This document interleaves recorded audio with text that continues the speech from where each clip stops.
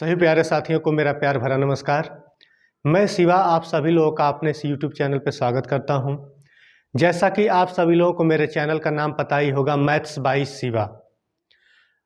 अगर अब तक आपने इस चैनल को सब्सक्राइब नहीं किया है तो मेरे चैनल को सब्सक्राइब जरूर कर दीजिए। और आज की इस क्लास में मैं आपका स्वागत करता हूं। आज एक बहुत ही बेहतरीन क्लास होने वाली है। आज के क्लास में हम लोग गुणनखंड चैप्टर का कॉन्सेप्ट समझने वाले हैं कि गुणनखंड क्या होता है, गुणनखंड से कैसे कैसे क्वेश्चन पूछे जाते हैं। कोई भी ऐसी प्रतियोगी परीक्षा नहीं है, या क्लास 6 हो, क्लास 7 के बच्चे हों, क्लास 8 के बच्चे हों, 9th 10th, सबको इसकी आवश्यकता पड़ती है। फैक्टर कहीं ना कहीं हर चैप्टर के लिए ज़रूरी होता है। अगर आप अलजेब्रा पढ़ रहे हैं वहाँ भी फैक्टर की आवश्यकता पड़ती है। अगर अर्थमेटिक पढ़ रहे हैं वहाँ भी फैक्टर की आवश्यकता पड़ती है। बहुत ही इम्पोर्टेंट टॉपिक है और यह क्लास बहुत लंबी नहीं होने वाली है। अगर इस क्लास को आपने शुरुआत कर ही दिया है तो आज कुछ ज्ञान सीख ही लीजिए। आज सीख ही कर ज्ञान कुछ लेकर ही यहाँ से जाइएगा और इस क्लास का एनालिसिस भी कर लीजिए कि हमारी कैसी क्लास होती है। ठीक है, तो हम लोग गुणनखंड की शुरुआत करते हैं, फैक्टर की शुरुआत करते हैं। इंग्लिश में उसको फैक्टर बोला जाता है, हिंदी में गुणनखंड बोला जाता है। मेरा क्लास बाइलिंगुअल है, हम हिंदी में भी चीज़ों को समझेंगे और इंग्लिश में भी चीज़ों को समझेंगे। जो बच्चे इंग्लिश मीडियम वाले बच्चे हैं वो भी इससे फ़ायदा पा सकते हैं और जो हिंदी मीडियम से पढ़ने वाले बच्चे हैं वो भी इससे फ़ायदा पा सकते हैं। हिंदी में यहाँ तक कि हिंदी में किसी एक टॉपिक का कई नाम हो सकता है, भले से कई नाम रहेगा। जैसे गुणनखंड है तो गुणनखंड के कई नाम होते हैं, गुणनखंड को कई नाम से बुलाया जाता है। गुणनखंड का एक नाम होता है जो सबको हमेशा टेढ़ा लगता है, अपवर्तक। इसका एक नाम होता है अपवर्तक। इसको अपवर्तक कहें या गुणनखंड कहें सेम है। अपवर्तक की इंग्लिश भी फैक्टर ही होती है। एक और शब्द होता है, वो शब्द टेढ़ा नहीं है, वो तो आसान शब्द है, इसको याद रखा जा सकता है, भाजक। टेढ़ा कौन सा शब्द है? अपवर्तक। अपवर्तक शब्द टेढ़ा इसलिए है कि बहुत लोग तो इन गुणनखंड का जब हम चैप्टर पढ़ेंगे तो ये गुणनखंड का चैप्टर जो लस और मस वाले चैप्टर होते हैं उससे डायरेक्ट ये रिलेट करता है। बहुत लोग लघुत्तम समापवर्तक, महत्तम समापवर्तक दोनों शब्द बोलते हैं। महत्तम समापवर्तक तो सही होता है, लेकिन लघुत्तम समापवर्तक भी बोलते हैं। तो इस कॉन्सेप्ट को समझने के बाद से आप लोग लघुत्तम समापवर्तक और लघुत्तम समापवर्त में अंतर करना समझ जाएंगे। आगे की जब हम इस क्लास की सीक्वेंस को बढ़ाते जाएंगे तो हम सारी चीजें समझ लेंगे कि अपवर्तक शब्द का मतलब क्या होता है, अपवर्त्य शब्द का मतलब क्या होता है। दोनों दो चीजें होती हैं। और लघुत्तम समापवर्त्य सही नाम होता है और महत्तम समापवर्तक सही नाम होता है। तो चलिए गुणनखंड को हम समझना स्टार्ट करते हैं। गुणनखंड आखिरकार होता क्या है, फैक्टर हम किसे कहते हैं। चलिए एक एग्जाम्पल के आधार पर हम समझाना शुरुआत करते हैं। मान लीजिए कोई संख्या हमारे पास, एक संख्या है 12, एक संख्या है, इसको हम 6 से भाग दे रहे हैं। कोई संख्या हमारे पास क्या थी, 12, एक संख्या, कोई भी आप संख्या ले लीजिए, किसी संख्या से भाग दीजिए। तो अगर मान लीजिए मैं एक संख्या ले लिया हूं 12, अब 12 को मैं किससे भाग दे रहा हूं, 12 को मैं भाग दे रहा हूं 6 से। हमारी भाग कितनी बार जाएगी, 2 बार हमारी भाग जाएगी। रिमाइंडर क्या बचेगा, रिमाइंडर यहाँ पर शून्य बचेगा, यानी रिमाइंडर यहाँ पर कुछ भी नहीं बचेगा, यानी रिमाइंडर शून्य होगा, यानी कुछ भी नहीं। शून्य का मतलब होता है कि कुछ भी नहीं।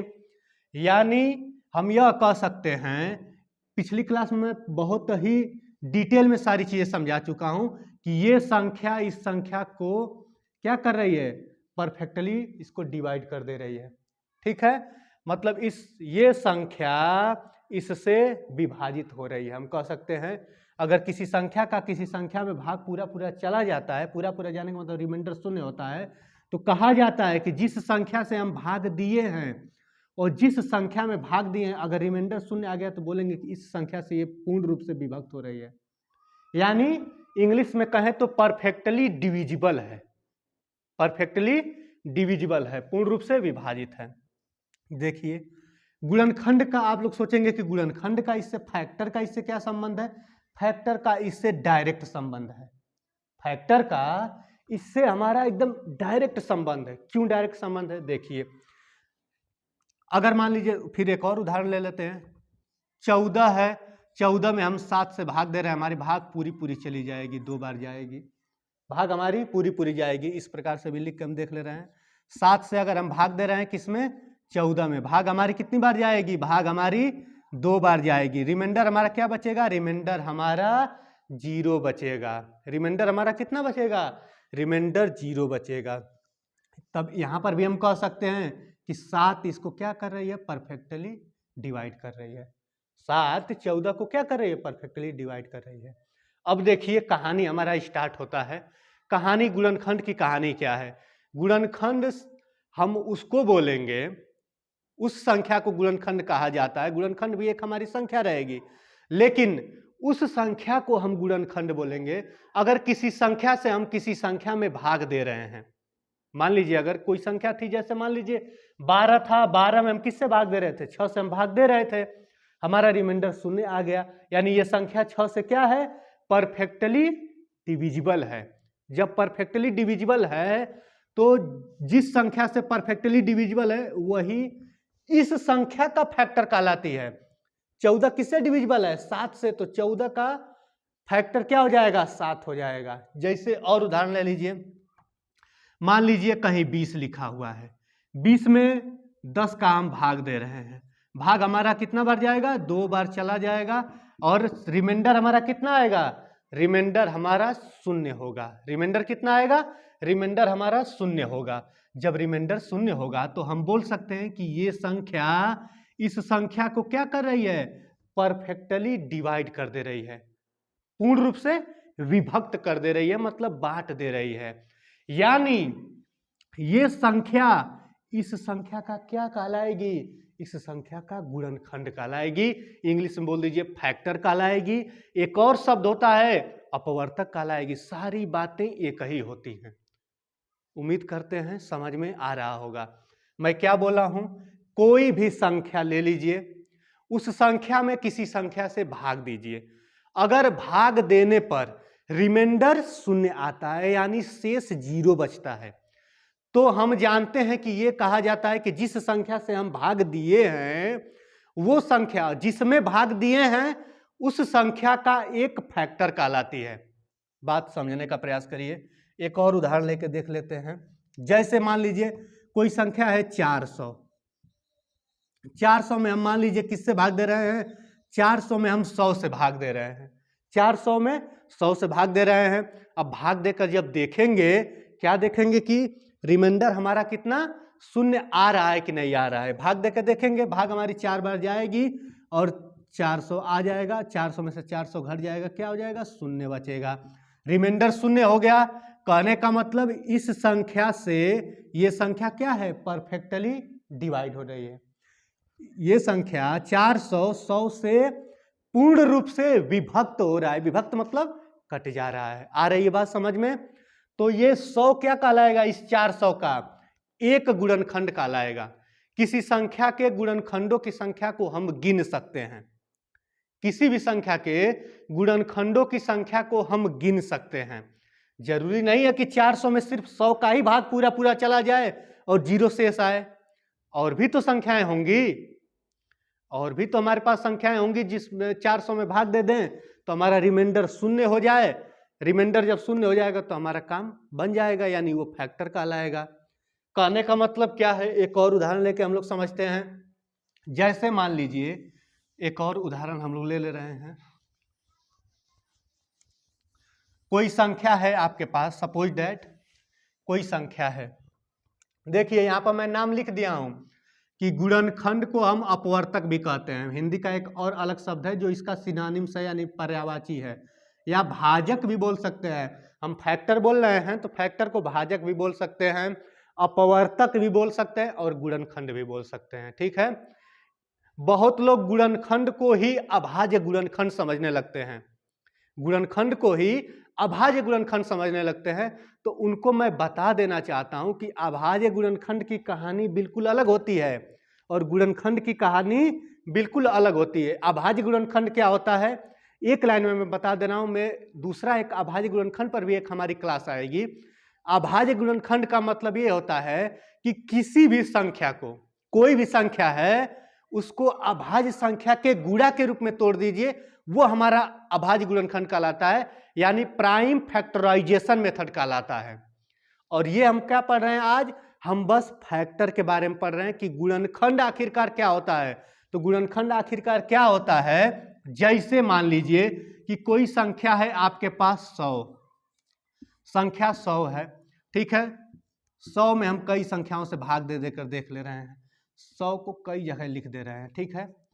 किसी की इच्छा की, कोई बोल दिया कि सर 10 से भाग दीजिए, तो बिल्कुल हम 10 ही से देंगे, नाराज नहीं करेंगे उनको, बिल्कुल हम भाग देंगे 10 से। कोई बोल दिया कि सर 5 से भाग दीजिए, बिल्कुल 5 से हम भाग देंगे। और किसी की इच्छा रहे कि सर 100 से ही भाग दे दीजिए, ठीक है। यहाँ पर 3 भाग लिखे हुए हैं, 1, 2 और 3 हम भाग लिखे हुए हैं। तीनों भाग में क्या करेंगे, देखिए 10 से जब 100 में भाग देंगे तो हम जानते हैं कि हमारी भाग कितनी बार जाएगी, पहले तो 1 बार जाएगी, कट गया। फिर 0 में भाग कितनी बार जाएगी, 0 बार, मान लीजिए आ जाएगा कितना शेष, हमारा 0 आ जाएगा, यानी 10 दहा में 100। हम देख रहे हैं कि रिमाइंडर हमारा क्या आ गया, 0 आ गया। और हम रिमाइंडर 0 के लिए ही तो कार्य किए हैं, भाग दिए हैं। क्यों, क्योंकि हमें चेक करना था कि रिमाइंडर 0 आ रहा है कि नहीं आ रहा है, शेषफल हमारा शून्य हो रहा है कि नहीं हो रहा है। शेषफल हमारा शून्य हो रहा है। आगे वाले में देखते हैं, जब 5 से 100 में भाग देंगे तो हम जानते हैं कि 20 25 100 होता है। इसमें भी रिमाइंडर हमारा कितना आएगा, इसमें भी रिमाइंडर हमारा 0 आएगा। रिमाइंडर यानी शेष हमारा कितना आएगा, शेष आएगा 0, यानी ये संख्या, ठीक है। इसको भी चेक कर लेते हैं, 100 से भाग देंगे तो भाग कितनी बार जाएगी, 1 बार जाएगी। यहाँ भी रिमाइंडर कितना आ गया, 0 आ गया। मैं अभी इससे पहले बताया हूं कि जरूरी नहीं है कि कोई एक ही संख्या से हम भाग दें और किसी संख्या में किसी एक ही पर्टिकुलर संख्या से भाग दें और शेषफल 0 आए। बहुत सारी संख्याएं हो सकती हैं। अब 100 में देखिए अलग अलग संख्या से भाग दिया है, यहाँ पर 10 से भाग दिए हैं तब भी रिमाइंडर शून्य आया है और भाग हमारी पूरी पूरी चली गई है। पूरी पूरी चली जाने का मतलब कि भाग जब दशमलव में नहीं जाती हो तो उसी को बोला जाता है पूरा पूरा चला जाना। और जब रिमाइंडर भाग पूरी पूरी जाने में 2 कंडीशन है, यहाँ पर भाग पूर्ण रूप में यानी डेसिमल में नहीं होना चाहिए, दशमलव में नहीं होना चाहिए, और रिमाइंडर में कुछ नहीं बचना चाहिए, यानी शून्य बचना चाहिए, ठीक है। तो 100 को अलग अलग संख्याओं से हम भाग देकर देखे हैं। तो 10 से भी भाग दिए हैं तो 100 में भाग हमारा पूरा पूरा चला गया है। 5 से भी भाग दिए हैं तो 100 में हमारा भाग पूरा पूरा चला गया है। 100 से खुद 100 में भाग दिए हैं तो भाग हमारी पूरी पूरी चली गई है। अब फैक्टर कहानी क्या है, गुणनखंड की कहानी तो यही तो है। गुणनखंड की कहानी ये है कि अगर किसी संख्या से कोई संख्या पूर्ण रूप से डिविजिबल है, 10 से 100 पूर्ण रूप से परफेक्टली डिविजिबल है, 5 से 100 परफेक्टली डिविजिबल है, 100 से 100 परफेक्टली डिविजिबल है, तो जब 10 से 100 पूर्ण रूप से यानी परफेक्टली डिविजिबल है तो 10 100 का एक फैक्टर है, 5 100 का एक फैक्टर है। क्यों फैक्टर है, क्यों, क्योंकि 5 से उसमें भाग देने पर भाग हमारा पूर्ण संख्या में जाएगा और शेष हमारा 0 आएगा। 100 भी 100 का क्या है, एक गुणनखंड है। 100 भी 100 का क्या है, एक गुणनखंड है। उम्मीद करते हैं समझ में आ रहा होगा गुणनखंड किसे कहते हैं। यानी गुणनखंड के बारे में हम लोग समझ गए कि गुणनखंड किसे कहेंगे, यानी किसी संख्या में अगर जिन संख्याओं की भाग पूरी पूरी चली जाए, पूरी पूरी चली जाने का मतलब मैं बार बार बताता हूं कि पूरी पूरी भाग चली जाने का मतलब यह है कि रिमाइंडर हमारा शून्य आना चाहिए, रिमाइंडर हमारा 0 बचना चाहिए। जैसे मान लीजिए कोई एक संख्या, सपोज मान लीजिए 20 ले लिए हैं, 20 में हम चेक करना शुरू करेंगे कि कौन कौन सी ऐसी संख्याएं हैं जिनका हम भाग दे सकते हैं और भाग देने के बाद हमें रिमाइंडर शून्य मिलेगा। 0 से किसी संख्या में हम भाग नहीं दे सकते हैं। जब भी अब हम शुरुआत करेंगे तो हमेशा हमारी शुरुआत होगी 1 से चेक करना शुरुआत करते हैं। किसी भी संख्या को जब चेक करना शुरू करेंगे उसका यह कह लें कि फैक्टर लिखना शुरू करेंगे, गुणनखंड लिखना शुरू करेंगे, अपवर्तक लिखना शुरू करेंगे, भाजक लिखना शुरू करेंगे। सारे शब्द एक ही हैं, गुणनखंड कहिए, फैक्टर बोलिए, अपवर्तक बोलिए या कह लीजिए कि भाजक बोलिए, सभी एक ही शब्द हैं। सभी शब्द क्या हैं, एक ही है, सेम शब्द हैं, ठीक है। तो यानी 20 का 0 से 20 में भाग दिया जा सकता है कि नहीं, तो मैं पिछली क्लास में बहुत ही डिटेल में बताया हूं कि जीरो से किसी संख्या में भाग अपरिभाषित होता है, और क्यों होता है हम पिछली क्लास में बताए हैं आपको। क्यों किसी संख्या में जीरो से भाग हम नहीं दे पाते हैं, क्यों किसी संख्या को हम जीरो से डिवाइड नहीं कर पाते हैं, हम वहां बता चुके हैं। यहां पर यह नहीं हम बताएंगे, हम बस अब इतना बता दिए कि जीरो से 20 में भाग अपरिभाषित भाग नहीं दे सकते, और जब भाग नहीं दे सकते तो यानी वो क्या कहलाएगा, जीरो किसी संख्या का फैक्टर नहीं कहलाता है। किसी भी संख्या का जीरो गुणनखंड नहीं होता, अपने मन में हमेशा बिठा लीजिएगा। दो चीजें तो एकदम अनिवार्य है, तीन चीजें, तीन कंडीशन तो एकदम हर फैक्टर में एकदम अनिवार्य है। तीन कंडीशन तो फैक्टर में यानी गुणनखंड लिखने में अनिवार्य होगी। पहली कंडीशन, जीरो किसी का फैक्टर नहीं होता।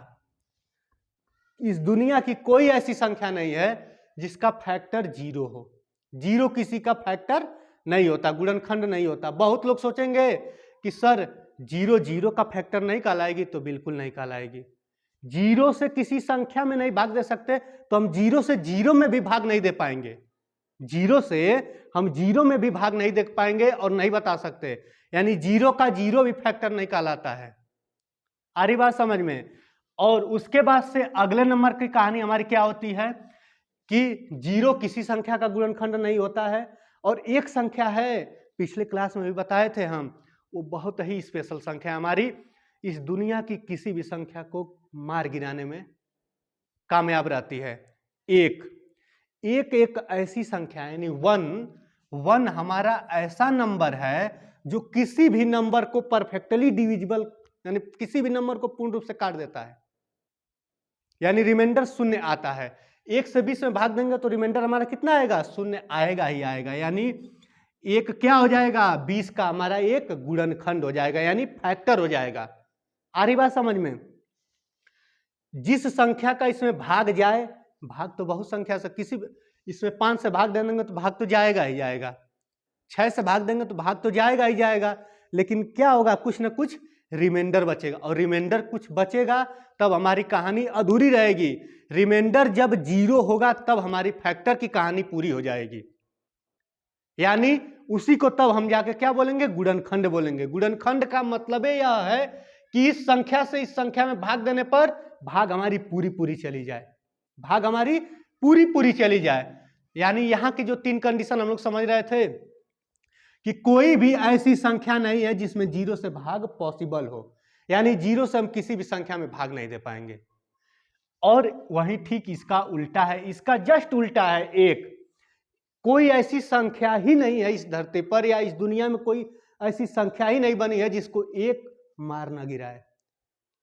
एक बिल्कुल कोई भी संख्या हो उसको परफेक्टली डिविजिबल मतलब उसको विभक्त करती ही करती है, चाहे माइनस वाली संख्या हो, दशमलव वाली संख्या हो, भिन्न वाली संख्या हो, बाइनरी संख्या हो, कोई भी संख्या हो, एक उसको पूर्ण रूप से डिवाइड करेगी ही करेगी। किसी भी संख्या को एक का भाग उसमें पूरा पूरा चला जाता है, यानी रिमाइंडर हमारा कितना आता है, शून्य आता है।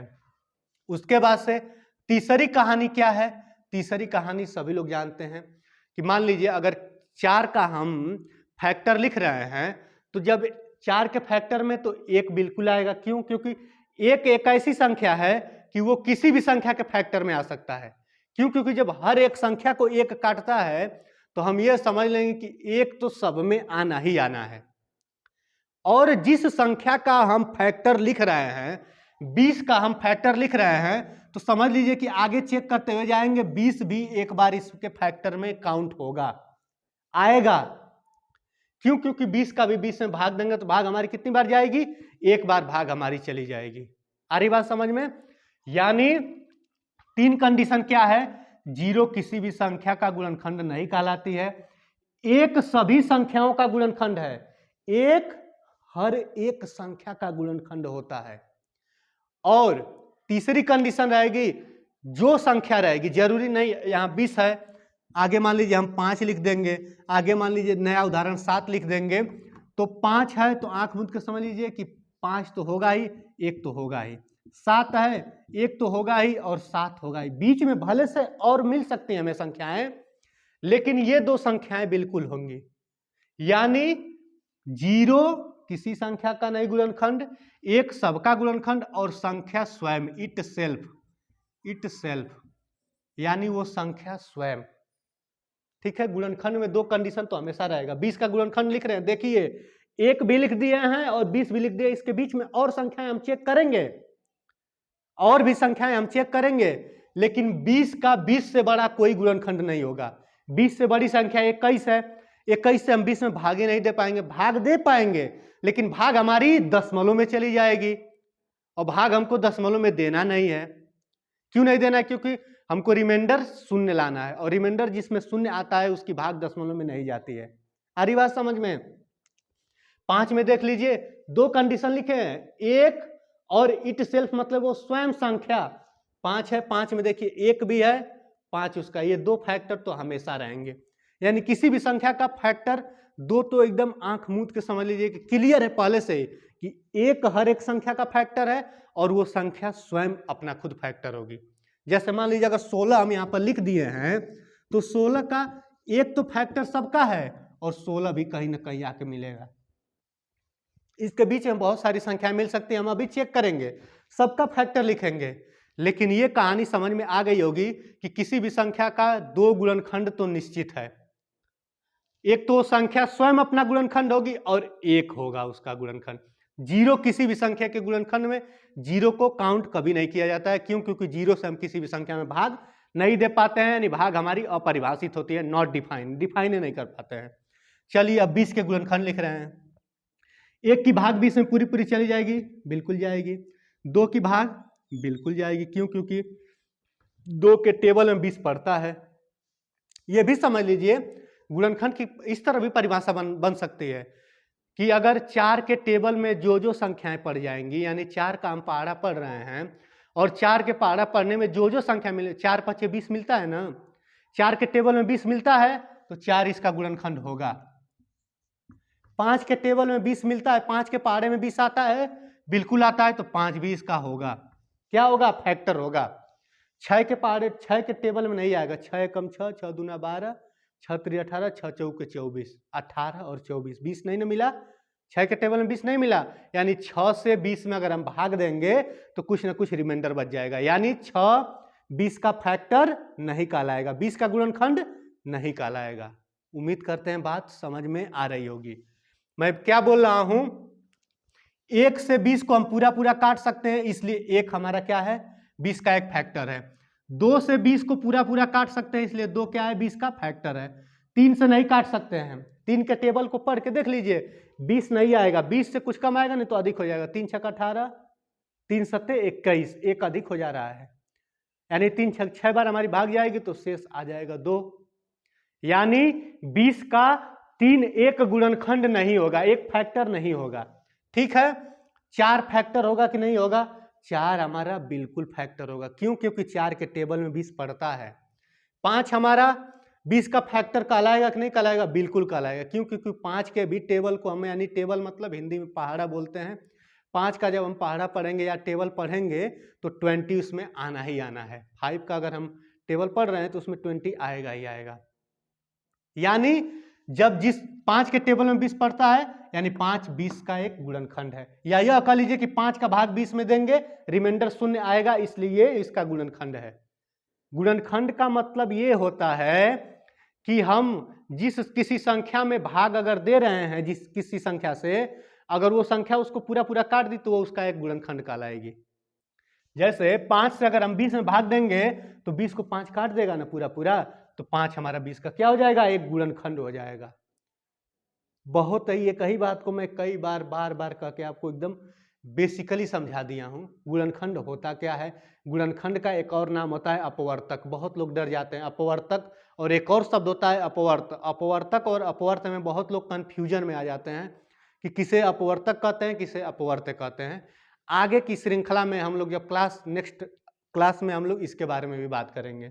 ठीक है, 5 पूरा पूरा काट देगा, 6 भी नहीं काटेगा, 7 भी नहीं पूरा पूरा काट सकता, 8 भी नहीं, इसको 20 में 8 की भाग जाएगी लेकिन दशमलव में जाएगी, या रिमाइंडर बचेगा। अगर भाग रिमाइंडर में दे देंगे तो भाग रिमाइंडर में चली जाएगी, मतलब रिमाइंडर बच जाएगा, और नहीं तो हम दशमलव में लेकर चले जाएंगे। और हमें न रिमाइंडर कितना होना चाहिए, रिमाइंडर 0 होना चाहिए, भाग हमारी परफेक्टली डिवाइड होनी चाहिए। 7 से भाग नहीं जाएगा, 8 से नहीं जाएगा, 9 से भी नहीं, 10 से चेक करेंगे तो 10 की भाग 20 में बिल्कुल जाएगा। फिर 10 के बाद से 20 तक कोई ऐसी संख्या नहीं जो 20 को काट दे। 11 भी नहीं उसको काट सकता है, 12 भी नहीं, 13 भी नहीं, 14 भी नहीं। अब 20 को सिर्फ और सिर्फ कौन काटेगा, 20 ही काट पाएगा। यानी 20 के गुणनखंडों की संख्या कितनी हो गई, 1 2 3 4 5 6, यानी 20 के गुणनखंडों की संख्या 6 है, 7 कभी नहीं हो सकता। 20 के गुणनखंडों की संख्या कितनी है, 6 है। इसके बाद से 5 का गुणनखंड देखेंगे। 5 का हम देख रहे हैं कि 5 एक तो सबको काटेगा, ठीक है, और स्वयं संख्या तो सबको काटेगी। उसके बाद से 2 का भाग 5 में जाएगा, लेकिन दशमलव में जाएगा, यानी 2 को हम काउंट नहीं करेंगे। 2 फैक्टर नहीं कहलाएगा 5 का, 3 भी नहीं कहलाएगा, 4 भी नहीं कहलाएगा, 5 कहलाएगा। तो मैं लिखा हूं कि 1 और वो संख्या स्वयं। इसीलिए अभाज्य संख्या की एक और परिभाषा बनाई जाती है। अभाज्य संख्या की परिभाषा क्या होती है, जिस संख्या के केवल 2 गुणनखंड होते हैं। 5 एक हमारी क्या है, प्राइम नंबर है। क्यों, क्योंकि इसके हम देख रहे हैं कि बस 2 गुणनखंड है। 7 भी एक प्राइम नंबर है, देखिए चेक कर लीजिए, 2 का भी भाग 7 में नहीं पूरा जाएगा, 3 का भी नहीं जाएगा, 4 का भी नहीं, 5 का भी नहीं, 6 का भी, 1 और 7 ही रह गया। मतलब इसके बस 2 ही गुणनखंड रहेंगे। यहाँ पर 6 गुणनखंड थे, यहाँ पर कितने गुणनखंड रह गए, 2 गुणनखंड, यहाँ पर भी 2 ही गुणनखंड रह गए। तो यानी जिस संख्या के केवल 2 गुणनखंड होते हैं उस संख्या को हम अभाज्य संख्या कहते हैं, और जिस संख्या का केवल 1 गुणनखंड होता है उसको न भाज्य कहेंगे और न ही अभाज्य कहेंगे। न ही वो कंपोजिट नंबर होगा और न ही प्राइम नंबर होगा। जैसे कोई संख्या हम ले रहे हैं, अगर मान लीजिए 1 का हमें बताना है कि 1 प्राइम नंबर है कि कंपोजिट नंबर है, तो पहले इसका फैक्टर लिखेंगे। क्यों फैक्टर लिखेंगे, क्योंकि मैं बताया हूं कि जिस संख्या के 2 गुणनखंड होंगे उसको हम क्या कहेंगे, अभाज्य संख्या कहेंगे। और जिस संख्या के 2 से अधिक गुणनखंड हो जाते हैं, 2 से अधिक का मतलब 3 भी हो जाएगा तभी वो कंपोजिट नंबर हो जाएगा। 3 का जब 3 लाख हो जाएगा तभी वो कंपोजिट नंबर रहेगा, लेकिन 2 से अधिक होते ही वो कंपोजिट हो जाएगा। और केवल 2 रहेगा तो वो प्राइम नंबर कहलाएगा, और 2 से भी कम हो जाएगा तो वो न प्राइम नंबर रह जाएगा और न ही कंपोजिट नंबर रह जाएगा। 1 का केवल 1 ही गुणनखंड होगा, वो होगा 1। और जब 1 गुणनखंड होगा तो हम इसको न प्राइम नंबर बोलेंगे न कंपोजिट नंबर। बहुत लोग इस रीजन को नहीं जानते हैं कि क्यों 1 न तो भाज्य होती है और न ही अभाज्य होती है। उसको न भाज्य में काउंट किया जाता है और न अभाज्य, मतलब न प्राइम नंबर ही 1 होता है और न कंपोजिट नंबर ही 1, दोनों में से कुछ नहीं होता है। ठीक है, 16 का हमको गुणनखंड लिखना है। देखें यहाँ किसकी संख्या कितनी होती है, तो 16 को 1 पूरा काटेगा, बिल्कुल काटेगा। 2 भी काट सकता है, बिल्कुल 2 भी काटेगा इसको पूरा।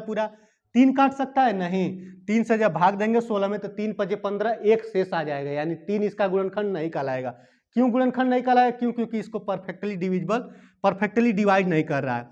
4 भी 4 कहलाएगा, क्यों, क्योंकि 4 चौको 16, 4 के टेबल में 16 पड़ता है, 3 के टेबल में नहीं पड़ता, इसीलिए उसको काउंट नहीं किए। 4 के बाद से 5 के टेबल में कभी 16 नहीं पड़ेगा, 5 के टेबल में 5 15 पड़ेगा, फिर